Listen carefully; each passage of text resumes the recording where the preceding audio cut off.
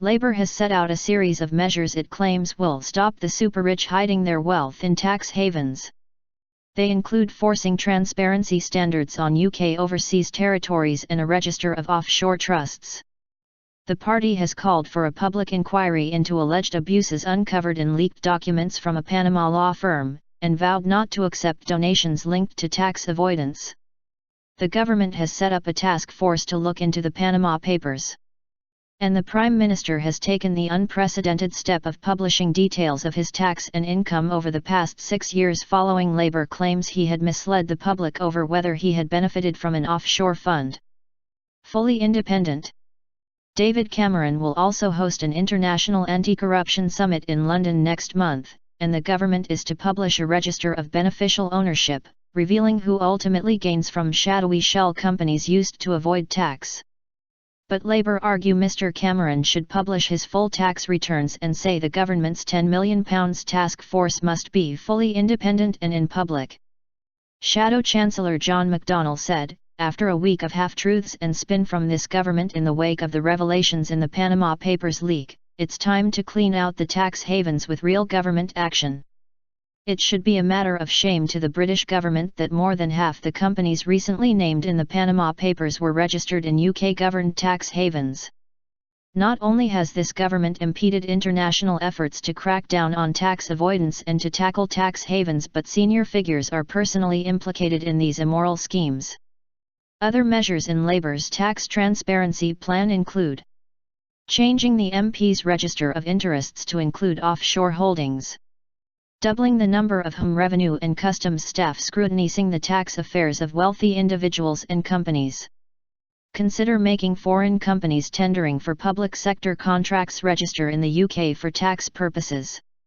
Imposing greater transparency on multinationals and giving better protection to whistleblowers. A crackdown on accounting tricks used to hide wealth. Labour also questioned a letter Mr Cameron wrote to EU officials in 2013, which called for offshore trusts to be excluded from a crackdown on tax avoidance. Donations vow. The government said Mr Cameron had felt forcing trusts to reveal who gained financially from them would distract from action in more pressing areas. But Mr McDonnell said, "It is deeply concerning that our Prime Minister has still failed to clarify whether or not he or his family were benefiting directly or indirectly in 2013 when he was lobbying to prevent EU measures to better regulate trusts as a way to clamp down on tax avoidance." The Shadow Chancellor also promised that Labour would reject any donations linked to tax avoidance. Political donations made by individuals are not tax deductible in the UK, but money left in wills to major parties is not subject to inheritance tax.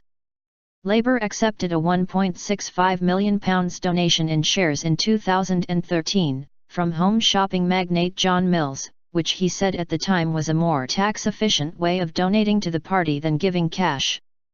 Quizzed about the Mills donation on BBC Radio 5 Live's Pioneers Politics, Mr McDonnell said, "Every penny that comes into us will open and transparent. We will not be touching money that is used by any way in measures to avoid tax or evade tax. We will not allow that to happen, and we are not allowing that to happen." Larger sum.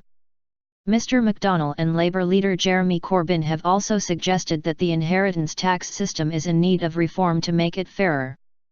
Mr McDonnell told Pioneers Politics, "I don't personalise politics, this is about the system, and a system whereby someone can inherit, effectively, £500,000 from his mum and dad and not pay a penny on it. I think there's something wrong in the system that allows that to happen." But Housing Minister Brandon Lewis pointed out that the gift from Mrs Cameron to her son was no different from similar arrangements used in other families, it was just a larger sum of money. Jeremy Corbyn has previously suggested the current 40% inheritance tax rate, which kicks in at £135,000, should be graded so the wealthiest families pay more.